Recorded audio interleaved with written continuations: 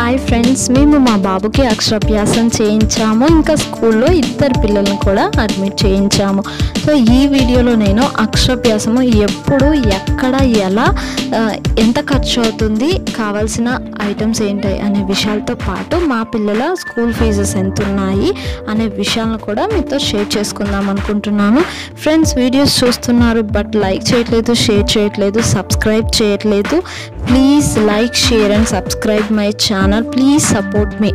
ఇంకా మేము పూజకి స్టార్ట్ అయిపోయామన్నమాట.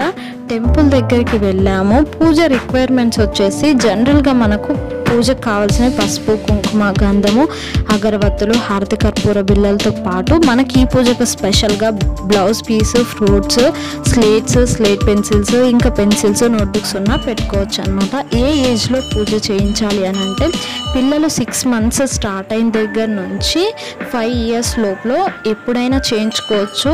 ఈ ఆడ్ నెంబర్స్లో 4th yearలో చేయించారు. సో నెక్స్ట్ వచ్చేసి ఏ సందర్భంలో చేయించాలి, బెస్ట్ డేస్ ఎప్పుడు అని అంటే నవరాత్రి ఉత్సవాలలో అమ్మవారికి ఒక స్పెషల్ డే ఉంటుందంట, సరస్వతీ దేవికి. సో ఆ స్పెషల్ డే రోజు చేయిస్తే పిల్లలు మంచి విద్యను అభ్యసిస్తారు, మంచి తెలివితేటలు ఉంటాయి అని చెప్పేసి పూజారి గారు చెప్తే మేము ఈ ఇయర్ 2021 October 12th మంచి రోజు, సరస్వతీదేవి బర్త్డే అని చెప్తే ఆ రోజు చేయించాము. ఆ రోజు మంచి రోజు అవ్వడం వల్ల అందరూ చాలామంది ఉన్నారనమాట. సో సామూహిక పూజ జరిగింది. మా పాపకి మేము ఇండివిజువల్గా చేయించుకున్నాము. నెక్స్ట్ ఎంత ఖర్చు అవుతుంది అని అంటే టికెట్ వచ్చేసి 300 అని చెప్పారు. గురుదక్షిణ అంటారు కదా, పూజారి గారికి గురుదక్షిణ తను 300 నుంచి పైన ఎంతైనా ఇవ్వచ్చు అని అంటే ఒక 300 వేసుకోండి. మాకైతే టికెట్ ఫ్రీ కాబట్టి 300 అమ్మే ఇచ్చారు. సో పూజకు మాకేం ఖర్చు లేదు. పూజ సామాగ్రికి ఒక 400 అయ్యాయి.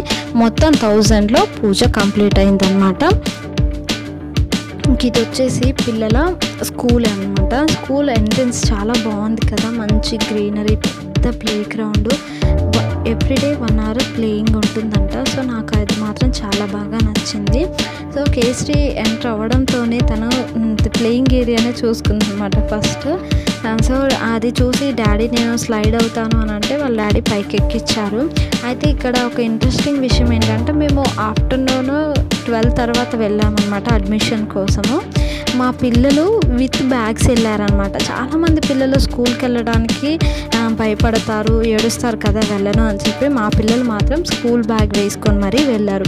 సో వాళ్ళు అలా వెళ్ళడానికి ఫస్ట్ రీజన్ ఏంటి అని అంటే నేను లాస్ట్ వీడియోలో చెప్పాను కదా, వాళ్ళ డాడీ ఇచ్చిన కాయిన్స్ అన్నీ సేవ్ చేసి ఐటమ్స్ కొన్నారు అని చెప్పేసి. ఆ ఐటమ్స్ స్కూల్ బ్యాగ్, ఇంకా వాటర్ బాటిల్ కదా, లంచ్ బాక్స్, ఇవి అలా కొనడం వల్ల వాళ్ళకి చాలా ఎగ్జైటెడ్గా ఉందన్నమాట. సో ఆ ఎగ్జైట్మెంట్ ఇక్కడ మంచి వర్కౌట్ అయింది. కొన్నిసార్లు మనం అనుకోకుండా చేసినవి ఇలా వర్కౌట్ అవుతాయి అన్నమాట.